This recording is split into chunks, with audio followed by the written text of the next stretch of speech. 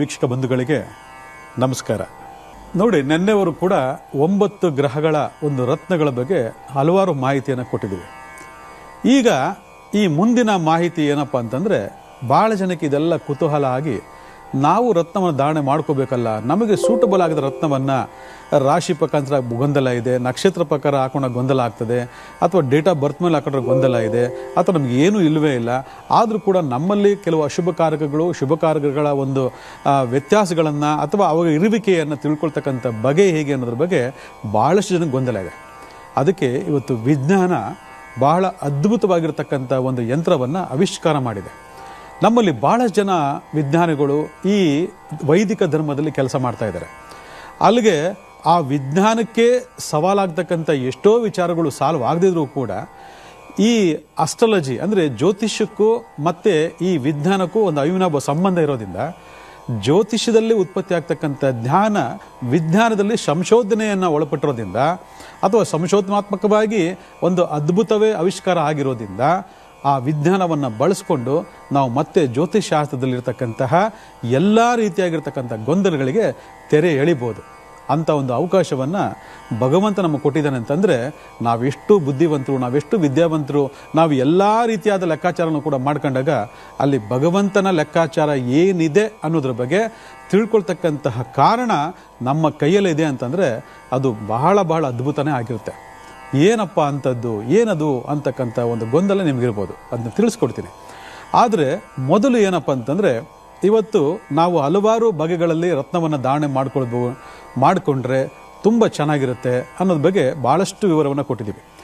ಆದರೆ ಈ date of birth ಇಲ್ಲದೆ ಇರತಕ್ಕಂಥವ್ರಿಗೆ, ಇರೋವಂಥವ್ರಿಗೆ, ಅಥವಾ ಜಾತಕ ಇದ್ದು ನಕ್ಷತ್ರ ಇದ್ದು ಎಲ್ಲ ಶುಭ ಕಾರ್ಯಗಳ ಅರಿವಿದ್ರೂ ಕೂಡ ಎಲ್ಲೋ ಒಂದು ಕಡೆ ತಳಮಳ, ಎಲ್ಲೋ ಒಂದು ಕಡೆ ಗೊಂದಲ, ಎಲ್ಲೋ ಒಂದು ಕಡೆ ಒಂದು ಕಾನ್ಸಂಟ್ರೇಷನ್ ಇಲ್ಲ, ನಮಗೆ ಒಂದು ರೀತಿ ವಿಶ್ವಾಸ ಸಿಗ್ತಾ ಇಲ್ಲ, ಈ ನಿಖರತೆಯಲ್ಲಿ ವಿಶ್ವಾಸ ಸಿಗ್ತಾ ಇಲ್ಲ ಅಂತಂದರೆ ನಾವು ಈ ಇನ್ಸ್ಟ್ರೂಮೆಂಟು ಅಥವಾ ಈ ಯಂತ್ರವನ್ನು ಇಟ್ಕೊಂಡು ನಿಮ್ಮ ಒಂದು ಬಾಡಿಯ ಒಂದು ಆರ ಅಂತ ಏನಿದೆ ಆ ಆರಕ್ಕೆ ಕನೆಕ್ಟ್ ಮಾಡಿದಾಗ ನಮಗೆ ನಿಖರವಾದಂಥ ರತ್ನ ಯಾವುದನ್ನು ಧಾರಣೆ ಮಾಡಬೇಕು ಅನ್ನೋ ಬಗ್ಗೆ ಸ್ಪಷ್ಟತೆ ಸಿಗ್ತದೆ.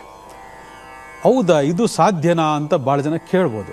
ಇವತ್ತು ಎಲ್ಲೂ ಈ ಮೆಥಡ್ಸ್ ಇಲ್ಲ, ಯಾಕಂದರೆ ಯಾರೂ ಗೊತ್ತಿಲ್ಲ.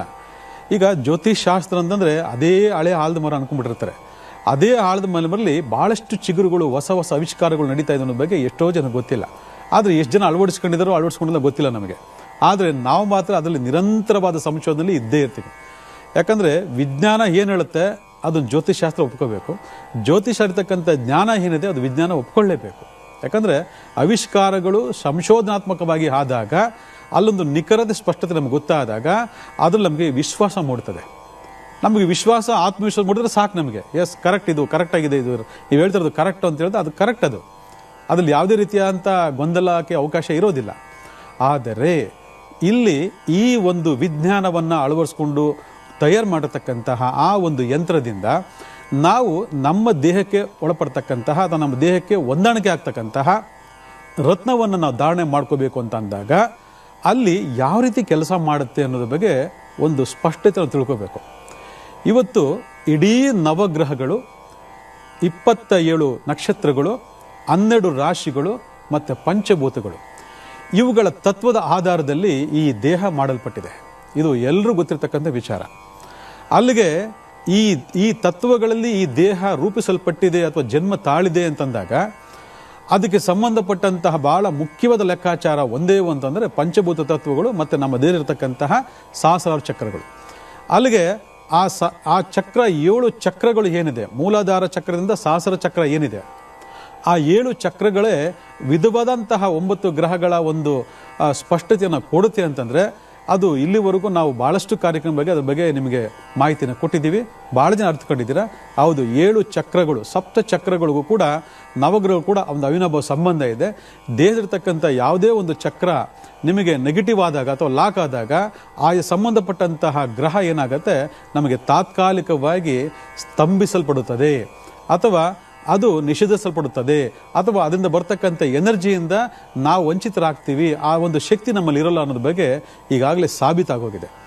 ಆಗಿದ್ದಾಗ ನಾವು ಒಂದು ನಿಖರವಾದಂಥ ಯಂತ್ರವನ್ನು ಇಟ್ಕೊಂಡು ಅಲ್ಲಿ ಇರ್ತಕ್ಕಂತಹ ಒಂದು ನಮ್ಮ ದೇಹಕ್ಕೆ ಸೂಟಬಲ್ ಆಗ್ತಕ್ಕಂತಹ ರಕ್ತವನ್ನು ಧಾರಣೆ ಮಾಡಿಕೊಂಡು ನಮ್ಮ ಈ ಸಪ್ತ ಚಕ್ರಗಳನ್ನು ಆಕ್ಟಿವೇಟ್ ಮಾಡ್ಕೊಳ್ತಕ್ಕಂಥಾಗಲಿ ಅಥವಾ ಸಪ್ತ ಚಕ್ರಗಳನ್ನು ಆಕ್ಟಿವೇಟ್ ಮಾಡ್ಕೊಂಡಾದ್ಮೇಲೆ ಆ ಸಪ್ತ ಚಕ್ರಕ್ಕೆ ಹೊಂದಾಣಿಕೆ ಆಗ್ತಕ್ಕಂತಹ ಒಂದು ಗ್ರಹ ಏನಿದೆ ಅದನ್ನು ಕೂಡ ಬೂಸ್ಟಪ್ ಮಾಡೋ ಮುಖಾಂತರ ನಾವು ಬಹಳ ಬಹಳ ಅದ್ಭುತವಾಗಿರ್ತಕ್ಕಂಥ ಅದೃಷ್ಟವನ್ನು ನಾವು ಪಡಿಬೋದು. ಇದಕ್ಕೆ ಬಹಳ ಸರಳವಾಗಿರ್ತಕ್ಕಂಥ ಸುಲಭವಾಗಿರ್ತಕ್ಕಂತಹ ಇದಕ್ಕೆ ಅದ್ಭುತನೇ ಅಂತ ಹೇಳ್ಬೋದು. ಯಾಕಂದರೆ ಇದಕ್ಕೆ ಯಾವುದು ಜಾತಕ ಬೇಕಾಗಿಲ್ಲ, ಡೇಟ್ ಆಫ್ ಬರ್ತ್ ಬೇಕಾಗಿಲ್ಲ, ಏನೂ ಬೇಕಾಗಿಲ್ಲ. ಯಾಕಂದರೆ ಇಂದಿನ ವಾರಗಳು ನಾವು ಅನೌನ್ಸ್ ಮಾಡ್ತಾ ಬಂದ್ವಿ, ಜಸ್ಟ್ ನಿಮ್ದೊಂದು ಫೋಟೋ ಕಳಿಸಿ ಸಾಕು, ನಾವು ನಿಮಗೆ ನಿಖರವಾದಂತಹ ಒಂದು ರತ್ನವನ್ನು ಆಯ್ಕೆ ಮಾಡಿ ಇದೇ ವೇದಿಕೆ ಮುಖ ನಿಮ್ಗೆ ಹೇಳ್ತೀವಿ ಅಂತೇಳಿ ಸಾಕಷ್ಟು ಜನ ಕಳಿಸಿದ್ದೀರ. ಆದರೆ ಇಲ್ಲಿ ನಾವೇ ಒಂದು ಲೈವ್ ಎಕ್ಸಾಂಪಲ್ನಲ್ಲಿ ನಿಮಗೆ ಈ ಯಂತ್ರ ಹೇಗೆ ಕೆಲಸ ಮಾಡ್ತದೆ, ಯಂತ್ರದ ಭಾಗಗಳೇನು, ಯಂತ್ರಗಳಿಂದ ನಿಮಗೆ ಸೂಟಬಲ್ ಆಗ್ತಕ್ಕಂಥ ರತ್ನಗಳನ್ನು ಹೇಗೆ ಆಯ್ಕೆ ಮಾಡ್ಕೋಬೇಕು ಅನ್ನೋ ಬಗ್ಗೆ ನಿಮಗೆ ಲೈವ್ ಎಕ್ಸಾಂಪಲ್ ನಿಮಗೆ ತೋರಿಸ್ಕೊಡ್ತೀನಿ.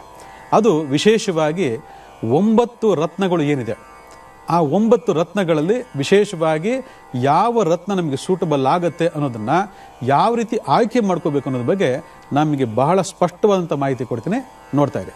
ಇಲ್ಲಿ ಆ ಯಂತ್ರ ಯಾವುದು ಅಂದರೆ ಇದು ಯೂನಿವರ್ಸಲ್ ಸ್ಕ್ಯಾನರ್ ಅಂತೇಳಿ. ಸ್ಕ್ಯಾನರ್ ಅರ್ಥ ಆಗ್ಬಿಡುತ್ತೆ ನಿಮಗೆ. ನಮ್ಮ ದೇಹದ ಎಲ್ಲ ಭಾಗಗಳನ್ನು ಕೂಡ ಒಂದು ಸ್ಕ್ಯಾನ್ ಮಾಡೋ ಮುಖಾಂತರ ಅದರಲ್ಲಿರ್ತಕ್ಕಂತಹ ನೆಗೆಟಿವ್ ಪಾಸಿಟಿವನ್ನು ಅಳತೆಗೋಲಾಗಿ ಇಟ್ಕೊಂಡು ನಮಗೆ ಆ ಒಂದು ನೆಗೆಟಿವಿಟಿಯನ್ನು ನಾವು ಧಾರಣೆ ಮಾಡ್ತಕ್ಕಂಥ ರತ್ನವನ್ನು ಸೆಲೆಕ್ಟ್ ಮಾಡೋ ಮುಖಾಂತರ ಅದು ನಮಗೆ ಭಾಳ ಸ್ಪಷ್ಟವಾಗಿ ತಿಳಿಸ್ಕೊಡ್ತದೆ ಈ ಯೂನಿವರ್ಸಲ್ ಸ್ಕ್ಯಾನರ್. ಈ ಯೂನಿವರ್ಸ್ ಸ್ಕ್ಯಾನರ್ಗೆ ಭಾಳ ವಿಶೇಷವಾದಂತಹ ಒಂದು ಕನೆಕ್ಟಿವಿಟಿ ಇರ್ತದೆ.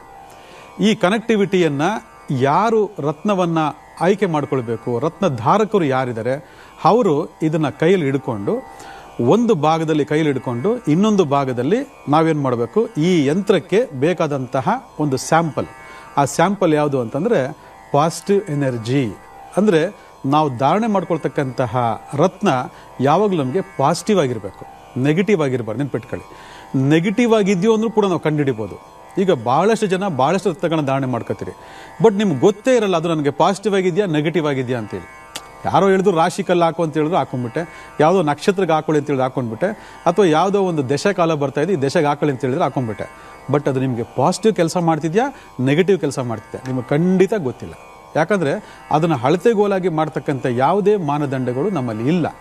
ಯಾಕಂದರೆ ಎಲ್ಲವೂ ವ್ಯಾಪಾರಮಯ ಆಗೋಗಿರೋದ್ರಿಂದ ನಿಖರತೆಯನ್ನು ಹುಡುಕೋದು ತುಂಬ ಕಷ್ಟ ಆಗ್ತದೆ. ಅದರಿಂದ ಇವತ್ತು ಒಂದು ರತ್ನವನ್ನು ಧಾರಣೆ ಮಾಡ್ಕೋಬೇಕು ಅಂದಾಗ ಅಥವಾ ನೀವು ಧರಿಸಿರ್ತಕ್ಕಂಥ ರತ್ನ ಪಾಸಿಟಿವ ನೆಗೆಟಿವ್ ಅಂತ ತಿಳ್ಕೊಳ್ಳೋ ಮುಖಾಂತರ ನಾವಿಲ್ಲಿ ಬಹಳ ಬಹಳ ಅದ್ಭುತವಾಗಿರೋ ನಿಖರತೆಯನ್ನು ನಾವು ಸಾಧಿಸಬಹುದು. ಆಗ ಆ ರತ್ನ ನಮಗೆ ಪಾಸಿಟಿವ್ ಅಂತ ಗೊತ್ತಾಗಿದ ತಕ್ಷಣ ನಮ್ಮಲ್ಲಿ ಒಂದು ಆತ್ಮವಿಶ್ವಾಸ ಮೂಡ್ತದೆ. ಅದೇ ನಮಗೆ ಮೊದಲನೇ ಪಾಸಿಟಿವ್ ಎನರ್ಜಿ. ಹೀಗಿದ್ದಾಗ ನಾವು ಮೊದಲು ಮಾಡಬೇಕಾದ ಕೆಲಸ ಏನಪ್ಪ ಅಂತಂದರೆ, ಇಲ್ಲಿ ಪಾಸಿಟಿವ್ ಎನರ್ಜಿ ಅಂತಕ್ಕಂಥ ಒಂದು ಸ್ಯಾಂಪಲ್ನ ನಾವು ಈ ಸ್ಕ್ಯಾನರ್ಗೆ ಜೋಡಣೆ ಮಾಡಬೇಕು. ನೋಡಿ, 2 ಸ್ಯಾಂಪಲ್ ಇರುತ್ತೆ, ಆ 2 ಸ್ಯಾಂಪಲ್ನ ಇದಕ್ಕೆ ಜೋಡಣೆ ಮಾಡಬೇಕು. ಜೋಡಣೆ ಮಾಡ್ಕೊಂಡು ಇದನ್ನೇನು ಮಾಡಬೇಕು, ಇದನ್ನು ಯಾರು ರತ್ನವನ್ನು ಆಯ್ಕೆ ಮಾಡ್ಕೊಳ್ತಾರೆ ಆ ರತ್ನ ಆಯ್ಕೆ ಮಾಡ್ಕೊಳ್ತಕ್ಕಂಥ ವ್ಯಕ್ತಿಗೆ ಈ ಮೌಸನ್ನು ಕೊಡಬೇಕು. ಈಗ ಇಲ್ಲಿ ಒಂದು ವಿಷಯ ಅಂದರೆ, ನಮ್ಮ ಅನುಪಮ್ ಅವರಿಗೆ ಯಾವ ರತ್ನ ಸೂಟಬಲ್ ಆಗುತ್ತೆ ಅಂದರೆ 9 ರತ್ನಗಳಲ್ಲಿ ಯಾವ ರತ್ನ ಸೂಟಬಲ್ ಆಗುತ್ತೆ ಅನ್ನೋದ್ರ ಬಗ್ಗೆ ಅವರಿಗೆ ಗೊತ್ತಿಲ್ಲ. ಆದರೆ ಇವತ್ತು ಕಾರ್ಯಕ್ರಮ ಮುಖಾಂತರ ನಾವು ಈ ಸ್ಕ್ಯಾನರ್ ಮುಖಾಂತರ ಅವರಿಗೆ ಸೂಟಬಲ್ ಆಗ್ತಕ್ಕಂಥ ಜೆಮ್ ಸ್ಟೋನನ್ನು ನಾವು ಆಯ್ಕೆ ಮಾಡ್ತಾ ಇದ್ದೀವಿ. ಈಗ ನೋಡೋಣ ಬನ್ನಿ, ಹಿಡ್ಕೊಳ್ಳಿ ಅನುಪಮ್ ಅವರೇ. ಈಗ ಮೊದಲನೇದಾಗಿ ಇದನ್ನು ಆನ್ ಮಾಡ್ತೀವಿ. ಆನ್ ಮಾಡಿದಾಗ ಒಂದು ಲೈಟ್ ಬರ್ತದೆ. ಆ ಲೈಟ್ ಬಂದಾಗ ಅವ್ರಲ್ಲೇನಾಗುತ್ತೆ, ಇದು ಸ್ಕ್ಯಾನ್ ಮಾಡ್ತಾ ಶುರು ಆಗುತ್ತೆ. ಸ್ಕ್ಯಾನ್ ಮಾಡ್ತಾ ಶುರು ಆದಾಗ ಅವ್ರಿಗೆ ಮೊದಲನೇದಾಗಿ ನಾನು ರೂಬಿ ರತ್ನವನ್ನು ಕೊಡ್ತೀನಿ. ಎಡಗೈನಲ್ಲಿ ಆ ಮೌಸ್ ಇಟ್ಕೊಳ್ಳಿ, ಬಲಗೈನಲ್ಲಿ ಈ ರೂಬಿ ರತ್ನವನ್ನು ಇಟ್ಕೊಳ್ಳಿ. ಈಗ ಈ ಮೌಸಿನ ಮುಖಾಂತರ ಅವರ ಒಂದು ಪಾಸಿಟಿವ್ ನೆಗೆಟಿವ್ ಎನರ್ಜಿ ಈ ಒಂದು ಸ್ಕ್ಯಾನರ್ ಸ್ಕ್ಯಾನ್ ಮಾಡ್ತಾ ಅವರಿಗೆ ಸೂಟಬಲ್ ಆಗಿರ್ತಕ್ಕಂಥ ರತ್ನ ಪಾಸಿಟಿವ್ ಅಥವಾ ನೆಗೆಟಿವ್ ಅನ್ನೋದ್ರ ಬಗ್ಗೆ ಭಾಳ ಸ್ಪಷ್ಟ ಮಾಹಿತಿನ ಕೊಡ್ತದೆ. ಈಗ ಇದನ್ನು ಯಾವ ರೀತಿ ಸ್ಕ್ಯಾನ್ ಮಾಡೋದು ಅಂತಂದರೆ ನಾನು ನಿಮಗೆ ತೋರಿಸ್ಕೊಡ್ತೀನಿ. ಈಗ ಇದು ಹಿಂಗೆ ಸ್ಕ್ಯಾನ್ ಮಾಡಿ ಏನಾದರೂ ಓಪನ್ ಆಯಿತು ಅಂತಂದರೆ ನೋಡಿ, ಹಿಂಗೆ ಓಪನ್ ಆಗುತ್ತೆ. ಹಿಂಗೇನಾದರೂ ಮಾಡಿ ಹಿಂಗೆ ಓಪನ್ ಆಯಿತು ಅಂದರೆ ರೂಬಿ ಅವ್ರಿಗೆ 100% ಸೂಟಬಲ್ ಆಗುತ್ತೆ ಅಂತ. ನೋಡಿ ಎಷ್ಟು ಚೆನ್ನಾಗಾಗುತ್ತೆ ಅಂದರೆ it's very very good. Ruby ಅವ್ರಿಗೆ ಬಹಳ ಅದ್ಭುತವಾಗಿ ಅವರಿಗೆ ಸೂಟಬಲ್ ಆಗ್ತದೆ. ನೋಡಿ, ಈ ರೀತಿ ಓಪನ್ ಆಗಬೇಕು. ಓಪನ್ ಆದರೆ ಇದು 0 ಡಿಗ್ರಿಯಿಂದ 360 ಡಿಗ್ರಿವರೆಗೂ ಕೂಡ ಓಪನ್ ಆಗ್ತದೆ. ಇದು ಇಂಪಾರ್ಟೆಂಟು. ಅದನ್ನು ಅಲ್ಲಿಡಿ. ನಿಮಗೆ ಇನ್ನೊಂದು ರತ್ನ ಕೊಡ್ತೀನಿ, ಮುತ್ತು ಅಂದರೆ ಪರ್ಲು. ನಿಮ್ಗೆ ಬರ್ತದಾ? ಪರ್ಲು ಬರ್ತದಾ? ನೋಡಿ, ಪರ್ಲ್ ಬರಲ್ಲ ಅವ್ರಿಗೆ. ನೋಡಿ, ಏನು ಮಾಡಿದ್ರು ಓಪನ್ ಆಗಲ್ಲ. ಪರ್ಲು ಅನುಪಮ್ ಅವ್ರಿಗೆ ಬರೋದಿಲ್ಲ. ನೋಡ್ಕೊಳ್ಳಿ, ಬೇಕಾ ಚೆಕ್ ಮಾಡ್ಕೊಳ್ಳಿ, ಏನು ಮಾಡಿದ್ರು ಓಪನ್ ಆಗಲ್ಲ ಇದು. ಅದೇ ನಾವು ರೂಬಿಯನ್ನು ಕೊಟ್ಟಾಗ ಈಸಿಯಾಗಿ ಓಪನ್ ಆಗೋಯ್ತು. ಹಾಗೆ ಅದನ್ನು ಪಕ್ಕಕ್ಕಿಡಿ. ನೆಕ್ಸ್ಟು ಯೆಲ್ಲೋ ಸಫೈರ್, ಕನಕ ಪುಷ್ಪರಾಗ. ಕನಕ ಪುಷ್ಪರಾಗವನ್ನು ಕೊಡ್ತಾ ಇದ್ದೀನಿ. ರತ್ನಗಳು ಸಣ್ಣ ಇರುತ್ತೆ, ದೊಡ್ಡದಾಗಿ ಕಾಣಲ್ಲ ಇಲ್ಲಿ. ಆದರೆ ಕನಕ ಪುಷ್ಪರಾಗ ಅವ್ರಿಗೆ ಒಂದು 70% ಅಷ್ಟೇ ಅವ್ರಿಗೆ ಮ್ಯಾಚ್ ಆಗುತ್ತೆ ಅನ್ನೋದ್ರ ಬಗ್ಗೆ ಹೇಳ್ತಾ ಇದ್ದೆ. ಜಸ್ಟ್ 70% ಮ್ಯಾಚ್ ಆಗುತ್ತೆ. ಇನ್ನು ನೆಕ್ಸ್ಟು ನಿಮಗೆ ಗೋಮೇಧಿಕ. ಗೋಮೇಧಿಕ ರತ್ನ ಅನುಪಮವ್ರಿಗೆ ಸೂಟಬಲ್ ಆಗ್ತದಾ? ಖಂಡಿತ ಸೂಟಬಲ್ ಆಗಲ್ಲ. ನೋಡಿ, ಏನು ಮಾಡಿದ್ರು ಓಪನ್ ಆಗಲ್ಲ. ನೋಡಿ ಎಷ್ಟು ಅದ್ಭುತವಾಗಿ, ಎಷ್ಟು ನಿಖರವಾಗಿ ಅವರ ಒಂದು ದೇಹವನ್ನು ಸ್ಕ್ಯಾನ್ ಮಾಡಿ ಯಾವ ರತ್ನ ಸೂಟಬಲ್ ಆಗುತ್ತೆ, ಯಾವ ರತ್ನ ಸೂಟಬಲ್ ಆಗೋದ್ರ ಬಗ್ಗೆ ಸ್ಪಷ್ಟವಾದ ಮಾಹಿತಿ ಕೊಡ್ತದೆ. ಇನ್ನು ನೆಕ್ಸ್ಟು ನಾವು ಮಾಡಬೇಕಾದ್ರೇನಪ್ಪ ಅಂದರೆ ವಿಶೇಷವಾಗಿ ಎಮರಾಲ್ಡ್, ಪಚ್ಚೆ ರತ್ನವನ್ನು ಅವ್ರ ಕೈ ಕೊಡ್ತಾ ಇದ್ದೀನಿ. ಅವ್ರಿಗೆ ಪಚ್ಚೆ ಸೂಟಬಲ್ ಆಗುತ್ತಾ? ಖಂಡಿತ ಸೂಟಬಲ್ ಆಗಲ್ಲ. ನೋಡಿ, ಏನು ಮಾಡಿದ್ರು ಕೂಡ ಅದು ಓಪನ್ ಆಗೋದೇ ಇಲ್ಲ.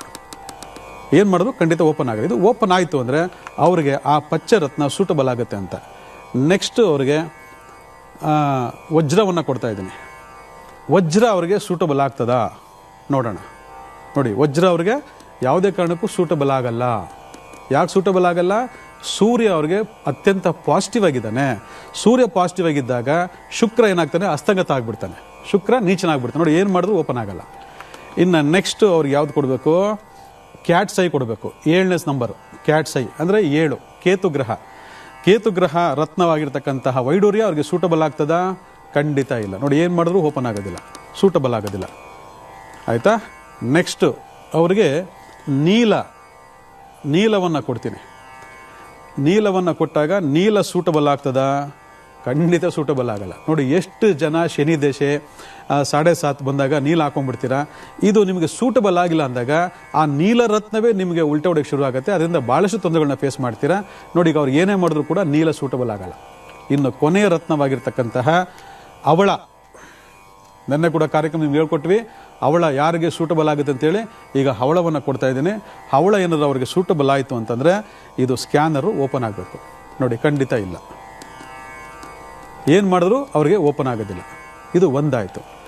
ಇನ್ನು ನೆಕ್ಸ್ಟು ಇಲ್ಲಿ ವಿಶೇಷವಾಗಿ ಗೋಮತಿ ಚಕ್ರ ಅಂತ ಇದೆ. ಭಾಳ ಜನ ಫೈನಾನ್ಷಿಯಲಿ ಪ್ರಾಬ್ಲಮ್ಸು, ಕೈಯಲ್ಲಿ ಹಣ ನಿಲ್ಲೋದಿಲ್ಲ, ಹಾಗೆ ಹೀಗೆ ಅಂತ ಹೇಳ್ತಾರೆ. ಅದಕ್ಕೆ ನೀವೇನು ಮಾಡಬೇಕು ಅಂತಂದರೆ ಈ ಗೋಮತಿ ಚಕ್ರವನ್ನು ನೀವು ಧಾರಣೆ ಮಾಡ್ಕೋಬೇಕು. ರೈಟ್ ಹ್ಯಾಂಡು ಇಂಡೆಕ್ಸ್ ಫಿಂಗರ್ಗೆ ಗೋಮತಿ ಚಕ್ರ ಧಾರಣೆ ಮಾಡ್ಕೊಂಡ್ರೆ ಯಾವುದೇ ಕಾರಣ ನಿಮ್ಗೆ ಫೈನಾನ್ಷಿಯಲ್ ಪ್ರಾಬ್ಲಮ್ ಬರಲ್ಲ. ಮತ್ತು ಹಣ ಅನ್ನೆಸರಿ ಖರ್ಚಾಗೋದಿಲ್ಲ, ಸಾಲ ಕೊಟ್ಟಿರ್ತಕ್ಕಂಥವ್ರು ವಾಪಸ್ ಬರ್ತದೆ, ಮತ್ತು ಮನಿ ಫ್ಲೋಯಿಂಗಲ್ಲಿ ಅನ್ನೆಸರಿ ದುಂದು ವೆಚ್ಚಗಳು ಕೂಡ ಅವಾಯ್ಡ್ ಮಾಡ್ತದೆ. ಈ ಗೋಮತಿ ಚಕ್ರ ಅವರಿಗೆ ಸೂಟಬಲ್ ಆಗುತ್ತಾ ಅನ್ನೋದ್ರ ಬಗ್ಗೆ ಒಂದು ಸ್ಕ್ಯಾನ್ ಮಾಡಿ ನೋಡೋಣ. ಯಾಕಂದರೆ ಭಾಳಷ್ಟು ಹಣ ಇಟ್ಟಿದ್ದಾರೆ ನಮ್ಮ ಅನುಪಮವರು. ಸೂಟಬಲ್ ಆಗುತ್ತೆ. ನೋಡಿ, ಈ ಥರ ಓಪನ್ ಆಗಬೇಕು, ಈ ಥರ ಸೂಟಬಲ್ ಆಗಬೇಕು. ಈ ಥರ ಸೂಟಬಲ್ ಆಯಿತು ಅಂದರೆ ಆ ಗೋಮತಿ ಚಕ್ರ ಅವರಿಗೆ ತುಂಬ ಚೆನ್ನಾಗಿ ಆಗಿಬರುತ್ತೆ ಅಂತೇಳಿ. Is very important. ಹಾಗೆ ಇನ್ನೊಂದೇನಪ್ಪ ಅಂದರೆ ಭಾಳಷ್ಟು ಆರೋಗ್ಯದಲ್ಲಿ ಸಮಸ್ಯೆಗಳಾಗ್ತಕ್ಕಂಥದ್ದು. ಆರೋಗ್ಯ ಭಾಗ್ಯಕ್ಕೋಸ್ಕರ ಇವತ್ತು ನಾವು ಭಾಳಷ್ಟು ಒದ್ದಾಡ್ತಿದ್ದೀವಿ. ಈ ಆರೋಗ್ಯ ಭಾಗ್ಯಕ್ಕೋಸ್ಕರ ಪ್ರತಿಯೊಬ್ಬರು ಕೂಡ ವಿಶೇಷವಾಗಿ ಅಮೆಥಿಸ್ಟ್ ಅಂತಕ್ಕಂಥ ರತ್ನವನ್ನು ಧಾರಣೆ ಮಾಡ್ಕೋಬೇಕು. ಅದು ಸೂಟಬಲ್ ಆಗಬೇಕು. ಸೂಟಬಲ್ ಆದಾಗ ಮಾತ್ರ ನಮಗೆ ಅತ್ಯಂತ ಫಲಪ್ರದವಾಗಿರ್ತಕ್ಕಂಥ ಆರೋಗ್ಯ ನಮ್ದಾಗ್ತದೆ. ಆ ಆರೋಗ್ಯ ನಮ್ದಾಗಬೇಕು ಅಂದರೆ ನಮ್ಮ ಅನುಪಮವರಿಗೆ ಈ ಅಮೆಥಿಸ್ಟ್ ರತ್ನ ಸೂಟಬಲ್ ಆಗುತ್ತಾ ನೋಡೋಣ. ಇಲ್ಲ, ಸೂಟಬಲ್ ಆಗಲ್ಲ. ಯಾಕಂದರೆ ಬಹಳ ಆರೋಗ್ಯವಂತರಾಗಿದ್ದಾರೆ, ಅದರಿಂದ ಅವ್ರಿಗೆ ಅದು ಅವಶ್ಯಕತೆ ಇಲ್ಲ. ನೋಡಿ, ಭಾಳ ಚೆನ್ನಾಗಿದೆ, ಇಟ್ಸ್ ವೆರಿ ವೆರಿ ಗುಡ್. ಅದರಿಂದ ಅವಶ್ಯಕತೆ ಇಲ್ಲ. ನೆಕ್ಸ್ಟ್ ಇನ್ನು ಭಾಳ ವಿಶೇಷವಾಗಿ ಏನಾಗುತ್ತೆ ಅಂದರೆ ಇವತ್ತು ಭಾಳ ಜನ ದೃಷ್ಟಿ ದೋಷ. ಎಷ್ಟು ಜನಕ್ಕೆ ದೃಷ್ಟಿ ದೋಷ? ಸ್ವಲ್ಪ ಅಂದವಾಗಿದ್ರೆ ಸಾಕು, ಸ್ವಲ್ಪ ಬಣ್ಣ ಇದ್ರೆ ಸಾಕು, ಒಂದು ಒಳ್ಳೆ ಡ್ರೆಸ್ ಆಗಿದ್ರೆ ಸಾಕು, ಒಂದು ಒಳ್ಳೆ ಗಾಡಿ, ಒಂದು ಒಳ್ಳೆ ಮನೆ ತೊಗೊಂಡ್ರೆ ಸಾಕು, ಭಾಳಷ್ಟು ದೃಷ್ಟಿ ದೋಷಗಳಾಗ್ತದೆ. ಆದರೆ ಆ ದೃಷ್ಟಿ ದೋಷಗಳು ಆಗಬಾರ್ದು, ಯಾವುದೇ ರೀತಿಯಾಗಿರುತ್ತೆ ವಾಮಾಚಾರ ಬಾಧೆಗಳು ನಮಗೆ ತಟ್ಟಬಾರ್ದು ಅಂತಂದರೆ ನಾವು ಈ ಹಕೀಕ ರತ್ನವನ್ನು ಧಾರಣೆ ಮಾಡ್ಕೋಬೇಕು. ಹಕೀಕ ರತ್ನ ಧಾರಣೆ ಮಾಡ್ಕೊಂಡಾಗ ನಿಮ್ಗೆ ಅಂಥ ಯಾವುದೇ ಒಂದು ನೆಗೆಟಿವಿಟಿ ನಿಮ್ಮ ಮುಂದೆ ಸುಳಿಯೋದೇ ಇಲ್ಲ. ಅಂತಹ ಒಂದು ಪ್ರೊಟೆಕ್ಷನ್ನ ಇದು ಕೊಡ್ತದೆ. ಈಗ ನಮ್ಮ ಅನುಪಮವರಿಗೆ ಈ ಒಂದು ರತ್ನ ಸೂಟಬಲ್ ಆಗುತ್ತಾ ನೋಡೋಣ. ಅವ್ರಿಗೆ ಭಾಳಷ್ಟು ದೃಷ್ಟಿ ಆಗ್ತಿರ್ತದೆ, ಬಟ್ ಅದು ಸೂಟಬಲ್ ಆಯಿತು ಅಂತಂದರೆ ಫಸ್ಟ್ ಕ್ಲಾಸ ಓಪನ್ ಆಗುತ್ತೆ, ತುಂಬ ಚೆನ್ನಾಗಿ ಆಗಿಬಿಡ್ತದೆ. ನೋಡಿ, ಹಕೀಕ ಇದು ಎಲ್ಲರೂ ಧಾರಣೆ ಮಾಡ್ಕೋಬೋದು. ಅಂದರೆ ದೃಷ್ಟಿ ಆಗ್ತಿದ್ರೆ ಮಾತ್ರ ಈ ರತ್ನ ನಿಮಗೆ ದೃಷ್ಟಿ ಆಗದಿರೋ ಥರ ನಿಮಗೆ ಮಾಡಿಕೊಡ್ತದೆ. ನೋಡಿ, ಈ ರೀತಿ ಕೆಲವೊಂದು ಮಾನದಂಡಗಳನ್ನು ಆಯ್ಕೆ ಮಾಡಿಕೊಂಡು ನಾವು ಭಾಳ ವಿಶೇಷವಾಗಿ ಈ ರತ್ನವನ್ನು ನಾವು ಧಾರಣೆ ಮಾಡ್ಕೋಬೇಕು. ಅಂಥದ್ರಲ್ಲಿ ಭಾಳಷ್ಟು ಕಡೆ ನಮಗೆ ಸಿಗ್ತಕ್ಕಂತಹ ವಿಚಾರಗಳು ನಮ್ಮ ಜೀವನದಲ್ಲಿ ಬರ್ತಕ್ಕಂತಹ ಎಲ್ಲ ಒಂದು ಪಾಸಿಟಿವ್ ನೆಗೆಟಿವನ್ನು ಬಹಳ ಅದ್ಭುತವಾಗಿ ವಿಂಗಡಣೆ ಮಾಡೋ ಮುಖಾಂತರ ನೆಗೆಟಿವಿಟಿ ಆಯಿತು ಅಂದರೆ ಪಾಸಿಟಿವ್ನ ರತ್ನಗಳ ಮೂಲಕ ನಾವು ಧಾರಣೆ ಮಾಡೋ ಮುಖಾಂತರ ಆ ನೆಗೆಟಿವ್ನೆಲ್ಲ ಒಡೆದೋಡಿಸಿ ಜೀವನದಲ್ಲಿ ನಿರ್ದಿಷ್ಟವಾದ ಸಮಯದವರೆಗೂ ಕೂಡ ನಾವು ಭಾಳ ಪಾಸಿಟಿವ್ ಆಗಿರ್ಬೋದು ಈ ರತ್ನ ಧಾರಣೆಯಿಂದ. ಇದು ನಮ್ಮ ವ್ಯಕ್ತಿಗತವಾಗಿ ಆಗ್ತಕ್ಕಂಥ ಒಂದು ಲೆಕ್ಕಾಚಾರಗಳಾಯಿತು.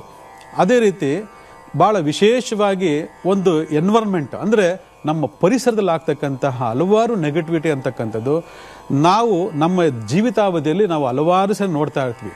ಅದ್ಯಾವುದು ಅಂತಂದರೆ ನಮ್ಮ ಮನೆಯ ಸುತ್ತಮುತ್ತ, ಮನೆಯ ಅಕ್ಕಪಕ್ಕದಲ್ಲಿ, ಅಥವಾ ನಮ್ಮ ಮನೆ ಒಳಗಡೆ, ಅಥವಾ ನಾವು ಯಾವ್ದಾದ್ರು ಒಂದು ಪ್ರಯಾಣ ಮಾಡುವಂಥ ಒಂದು ಸಂದರ್ಭದಲ್ಲಿ ನಾವು ಹಲವಾರು ನೆಗೆಟಿವಿಟಿ ನೋಡ್ತಾ ಇರ್ತೀವಿ.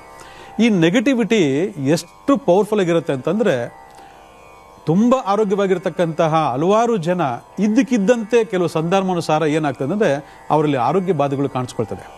ಅಂದರೆ ನಮಗೆ ಗೊತ್ತೇ ಆಗಲ್ಲ ಯಾವ ರೀತಿ ಆರೋಗ್ಯ ಬಾಧೆಗಳು ಕಾಣಿಸ್ಕೊಳ್ಳುತ್ತೆ ಅನ್ನೋದ್ರ ಬಗ್ಗೆ. ಮತ್ತಷ್ಟು ಮಾತಾಡ್ತೀನಿ, ವೆಯ್ಟ್ ಮಾಡ್ತಾ ಇದ್ದೀನಿ. ಇಲ್ಲಿ ನಾನು ಆಗ ಹೇಳ್ದಂಗೆ ನಮ್ಮ ಪರಿಸರದಲ್ಲಿ ಆಗ್ತಕ್ಕಂತಹ ನಕಾರಾತ್ಮಕ ಶಕ್ತಿಗಳು ನಮ್ಮ ದೇಹವ ಪ್ರವೇಶ ಮಾಡಿ ನಮ್ಮಲ್ಲೊಂದಷ್ಟು ನಕಾರಾತ್ಮಕ ಶಕ್ತಿಗಳನ್ನು ಬಿಡುಗಡೆ ಮಾಡಿ ನಮ್ಮಲ್ಲಿ ಇರತಕ್ಕಂತಹ ಮಾನಸಿಕ ಅಸ್ಥಿತಿಗಳಿಗೆ ಕಾರಣ ಆಗ್ಬೋದು. ಅದರಿಂದ ನಾವು ಯಾವಾಗಲೂ ಕೂಡ ನಮ್ಮ ಮನೆಯನ್ನು ನಾವು ಪಾಸಿಟಿವಿಟಿ ಮಾಡ್ಕೋಬೇಕು ಅಂದಾಗ ನಾವು ಭೂಮಿಯನ್ನೇ ಮೊದಲು ಪಾಸಿಟಿವಿಟಿ ಮಾಡ್ಕೋಬೇಕು. ಆ ಭೂಮಿಯನ್ನು ಪಾಸಿಟಿವಿಟಿ ಮಾಡ್ಕೋಬೇಕು ಅಂದಾಗ ಶಂಕುಸ್ಥಾಪನೆ ಮಾಡಿ ಗರ್ಭಸ್ಥಾನದಲ್ಲಿ ಅಂತೇಳಿ ನಮ್ಮ ವಾಸ್ತು ಕಾರ್ಯಕ್ರಮ ನಿಮ್ಗೆ ಹೇಳ್ಕೊಟ್ಟೆ. ಭಾಳ ಜನ ಇವತ್ತು ಫಾಲೋ ಅಪ್ ಮಾಡ್ತಿದ್ರೆ ಭಾಳ ಸಂತೋಷ. ಆದರೆ ರತ್ನಗಳನ್ನು ಉಪಯೋಗ ಮಾಡಿಕೊಂಡು ನಾವು ಹೇಗೆ ನಮ್ಮ ಸುತ್ತ ಇರತಕ್ಕಂತಹ ಅಥವಾ ನಮ್ಮ ಮನೆ ಒಳಗಡೆ ಒಂದು ಪಾಸಿಟಿವಿಟಿನ ಡೆವಲಪ್ ಮಾಡ್ಕೋಬೋದು ಅಂತಂದರೆ ಭಾಳ ವಿಶೇಷವಾಗಿ ನೀವು ಕ್ರಿಸ್ಟಲ್ ಅಂತ ಕೇಳಿರ್ಬೋದು. ಕ್ರಿಸ್ಟಲ್ ರತ್ನಗಳು ಅದು ರಾ ಮೆಟೀರಿಯಲ್ಲೇ ಸಿಗುತ್ತೆ ನಿಮಗೆ. ಆ ಕ್ರಿಸ್ಟಲ್ ಪೌಡರನ್ನು ನೀವೇನು ಮಾಡಬೇಕು, ಮನೆಯ ಸುತ್ತ ನೀವು ಭೂಮಿ ಒಳಗಡೆ ಹಾಕಬೇಕಾಗ್ತದೆ. ಅಥವಾ ನೀವು ಟೈಲ್ಸ್ ಕಟ್ಟಬೇಕಂದಾಗ, ಟೈಲ್ಸ್ ಹಾಕಬೇಕು ಅಂತಂದಾಗ ಆ ಟೈಲ್ಸ್ ಕಡೆ ಸಿಮೆಂಟ್ ಜೊತೆ ಬೆರಕೆ ಮಾಡಿಕೊಂಡು ನೀವು ಅದನ್ನು ಹಾಕಬೇಕಾಗತ್ತೆ. ಆಗ ಈ ದೇವರ ಮನೆ, ಹಾಲು, ಕೋಣೆ, ಬೆಡ್ರೂಮು, ಟಾಯ್ಲೆಟು, ಬಾತ್ರೂಮ್ ಎಲ್ಲೆಲ್ಲಿದೆ ಅಲ್ಲೆಲ್ಲ ನೀವು ಈ ಕ್ರಿಸ್ಟಲ್ ಪೌಡ್ರನ್ನ ಹಾಕೋದ್ರಿಂದ, ಬಳಸೋದ್ರಿಂದ ಈ ಭೂಮಿಯಲ್ಲಿರ್ತಕ್ಕಂತಹ ಯಾವುದೇ ನಕಾರಾತ್ಮಕ ದೋಷಗಳು ಮತ್ತು ಪರಿಸರದಲ್ಲಿ ಆಗ್ತಕ್ಕಂತಹ ಯಾವುದೇ ನಕಾರಾತ್ಮಕ ದೋಷಗಳಿಂದ ಹೊರಗಡೆ ಬರ್ತೀರ. ಇದು ಒಂದು. ಇನ್ನೊಂದು ಏನಪ್ಪ ಅಂತಂದರೆ ಭಾಳ ವಿಶೇಷವಾಗಿ ಕೆಟ್ಟ ಶಕ್ತಿಗಳು, ಕೆಟ್ಟ ದೃಷ್ಟಿಗಳು, ವಾಮಾಚಾರ ಬಾಧೆಗಳು ಇವತ್ತು ಹಲವಾರು ಜನಗಳನ್ನು ಬೆಚ್ಚಿ ಬೀಳಿಸ್ತಾ ಇದೆ. ಇದು ಮತ್ತೆ ಮತ್ತೆ ಮತ್ತೆ ಮತ್ತೆ ಪದೇ ಪದೇ ಈ ಬಾಧೆಗಳಿಗೆ ಒಳಪಟ್ಟಿರ್ತಕ್ಕಂಥ ಹಲವಾರು ಜನ ಇವತ್ತು ಭಾಳಷ್ಟು ಕಷ್ಟ ಕಾರ್ಪಣ್ಯಗಳು ನಡೀತಾ ಇದ್ದೀರ. ಅದಕ್ಕೆ ನೀವೇನು ಮಾಡಬೇಕು, ವಿಶೇಷವಾಗಿರ್ತಕ್ಕಂತಹ ಒಂದು ಈ ಅಕೀಕ ಪಿರಮಿಡನ್ನು ನೀವು ಮನೆಯ ಹಾಲ್ನಲ್ಲಿ 4 ದಿಕ್ಕುಗಳಲ್ಲಿ ಸ್ಥಾಪನೆ ಮಾಡಬೇಕು. ಈ 4 ದಿಕ್ಕಲ್ಲಿ ಸ್ಥಾಪನೆ ಮಾಡಿ ಇದು ಯಾವ ರೀತಿ ಯಾವುದಾದ್ರೂ ಒಂದು ನಕಾರಾತ್ಮಕ ಶಕ್ತಿ ಮನೆ ಒಳಗಡೆ ಎಂಟ್ರಿ ಆಗಿದೆ, ಅದು ದೃಷ್ಟಿದೋಷ ಆಗಿರ್ಬೋದು, ವಾಮಾಚಾರ ಆಗಿರ್ಬೋದು, ಈ ಪಿರಮಿಡ್ ಏನಾಗುತ್ತೆ, ಒಡೆದೋಗ್ತದೆ, ಸೀಳ್ಕೊಂಡ್ಬಿಡುತ್ತೆ. ಇದು ಒಡೆದೋಗಿ ಸೀಳ್ ಬಿಡ್ತು ಅಂತಂದರೆ ಅಲ್ಲಿ ಯಾವುದೋ ನಕಾರಾತ್ಮಕ ಶಕ್ತಿ ಇದೆ ಅಂತಕ್ಕಂಥ ಒಂದು ಫೈಂಡ್ ಔಟ್ ಆಗ್ತದೆ. ಈ ರೀತಿ ಹಲವಾರು ರತ್ನಗಳಿಂದ ನಾವು ಹಲವಾರು ಸಮಸ್ಯೆಗಳನ್ನು ಬಗೆಹರಿಸಿಕೊಂಡು ಜೀವನದಲ್ಲಿ ಅತ್ಯುನ್ನತವಾಗಿರ್ತಕ್ಕಂಥ ಸಕ್ಸಸ್ಫುಲ್ ನಾವು ಪಡಿಬೋದು. ಈ ಮಾರ್ಗದಲ್ಲಿ ಹೋಗಿ ಎಲ್ಲರಿಗೂ ಒಳ್ಳೆಯದಾಗಲಿ.